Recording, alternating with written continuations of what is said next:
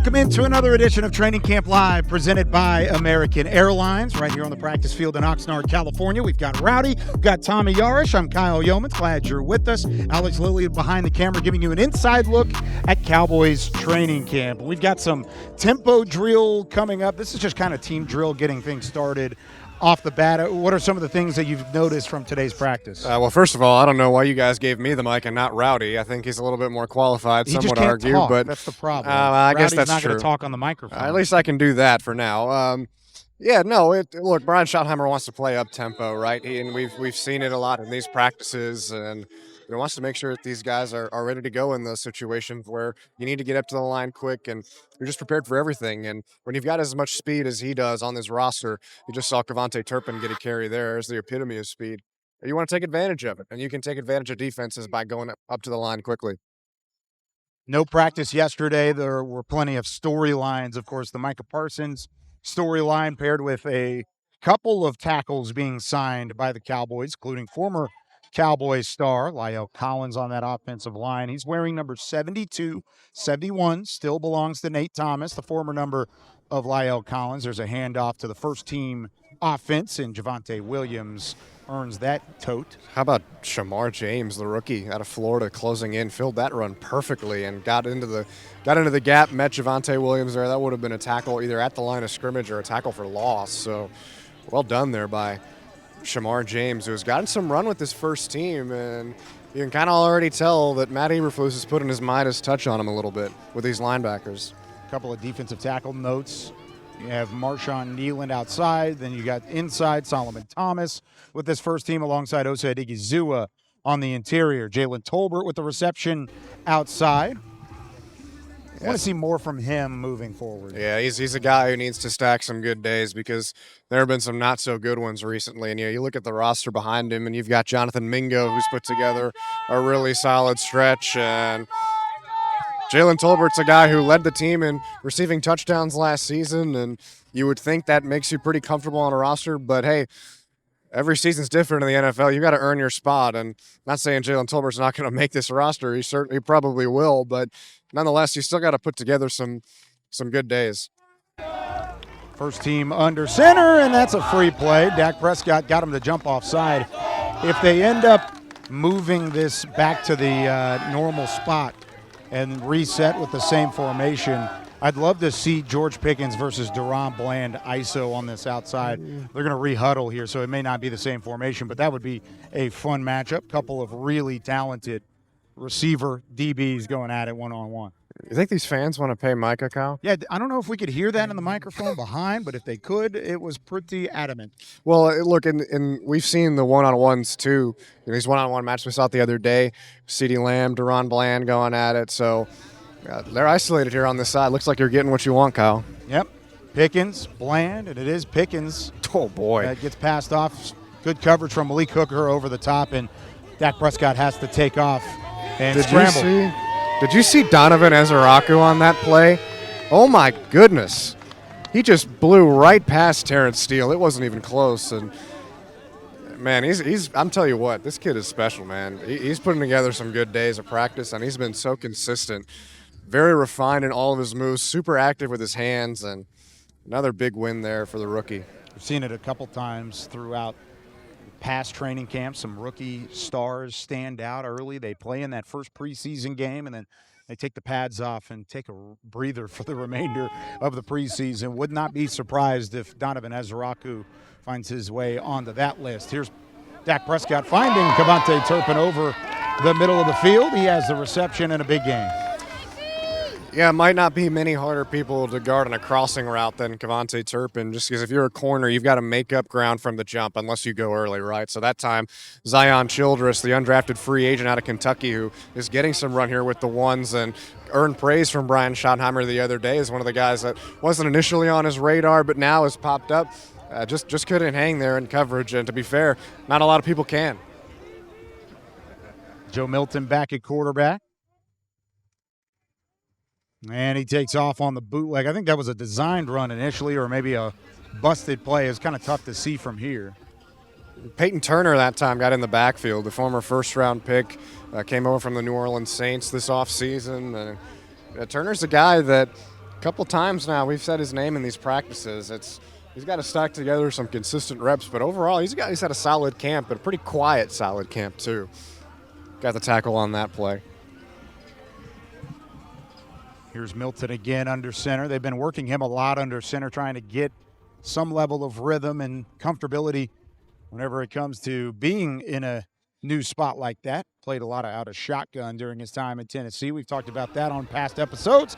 Jalen Cropper with the reception. Keemon Hall underneath it, rips the football free on the sideline, and not sure if that was a catch fumble scenario, but either way, the ball hit the ground. Yeah, either way, that ball is, I think that's an incomplete pass. I don't think that would have counted as a reception. Hell of a play from Keemon Hall to stay active, and that's what you're going to get from Matt Eberflus defense. These guys are going to keep fighting for the ball until the second the play ends.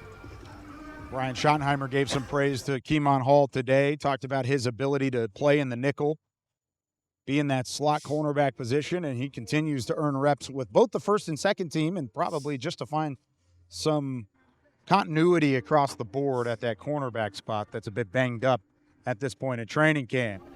Big hit up front, a little wide receiver sweep to Trayshawn Holden. Will Greer was at quarterback there, and Holden with the speed to turn upfield. Yeah, Holden not necessarily known as the biggest speed guy, not really much of a separator at times when he's running his routes, but nonetheless, you just saw how productive he was at Oregon, and this is a guy who, with the football in his hands, is a good playmaker. He can go and make plays for you. He had a couple touchdowns the other day, the last practice the Cowboys had, so he can make some plays for you, and he's making some noise. Wouldn't shock me at all if he's in contention for a roster spot. So drill one comes to a close, heading into the second period of team drills here in Oxnard. Once again, alongside Tommy Yarrish, I'm Kyle Youmans with Alex Lilly behind the camera. Training camp live, moving into a tempo period. This is good for both the offensive play caller, defensive play caller, and then, of course, the relay on both sides to try and get things set and working in a short time span. There's Hunter Lipke out on the flat, met by Donovan Wilson. What do you want to see from the offense here as they get up to the line of scrimmage? Well, if they're going to work tempo like it looks like they're going to, just being on the same page, right? When you're trying to get a new offensive line coordinated together and you see a jumbo tight end package here where they're bringing out Big 77, Sadiq Charles, you want everybody to be on the same page, fitting their gaps, getting to the right spot, and a lot of Hunter Lipke run here. Utilizing Lipke not once but twice in these early tempo periods. First team defense out there, guys like Thomas, James, keep that in mind. James in the middle of this defense as a rookie out of Florida. Marquise Bell, Donovan Ezraku, Kyer Elam. Keemon Hall is outside. Jack Sanborn still on the field at the weak side spot. Brock Hoffman is in at left guard. Oh, Tyler Smith in there. Brian Schottenheimer said earlier today that he expected him to practice. Had some knee soreness. It wasn't considered to be anything serious, so maybe just needed another extra day off. There's Dak just behind Jonathan Mingo. Tried to slide back to the football. Kyer Elam in coverage. Yeah, Dak was frustrated with himself there. That one was behind Mingo, and he knew it. Otherwise, a pretty good route run there by Mingo. Dak's just got to put it on the spot. Missed a couple of throws in the early portions of practice, too. Was really efficient during Thursday's session. Off day yesterday. Back to the ground they go. Get to see a little more Javonte Williams. Yeah, Miles Sanders, running back from Carolina that the Cowboys signed this offseason, still not practicing today. Brian Schottenheimer reiterated to us that it didn't seem to be anything serious, but he might need still a day or two before he returns to the practice field. So that means more time for Javonte Williams and the rookie out of Texas, Jaden Blue. Let's take a look at one of the stars early of camp, at least the young stars. Let's go ISO here on the interior defensive line and watch Jay Toia, the rookie out of UCLA. He's had a great camp. He's situated wearing the number 93 in blue.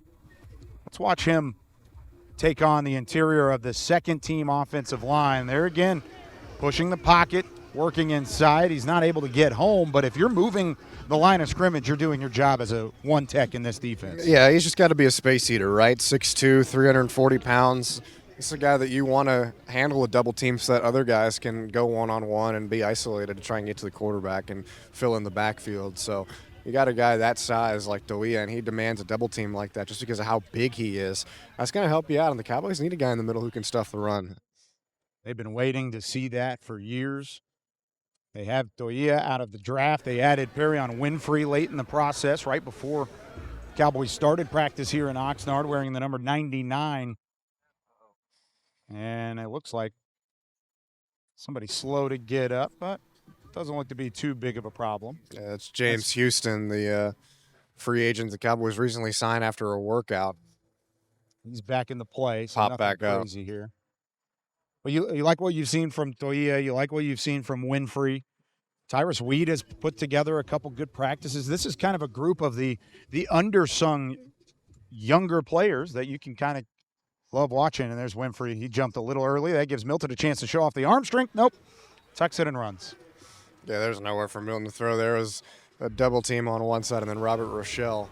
It is a free play, though. You can throw that. Sure, but I just wanted to see him throw it 70 yards. That's all right. Well, they did reset the play. Buddy Johnson at linebacker, too, with Damone Clark. Fake to Phil Maffa. Throw on the run. That one complete to Ryan Flanoy in space. good spot there for Milton. Just takes his time in the pocket, doesn't rush himself, goes through his reads, and layers the throw downfield. That's exactly what you wanted to see from him, right? Just slowly but surely taking these next steps, finding his spots, and hitting his receivers. One's working back into the fold. This tempo period, they're not moving the ball, just so you know. They're not working down the field. It's not a drive. They're using the same spot, respotting the ball. Sam Williams from a wide 9 technique on the opposite side of Terrence Steele, way outside, getting set up to rush the passer. Dak back under center.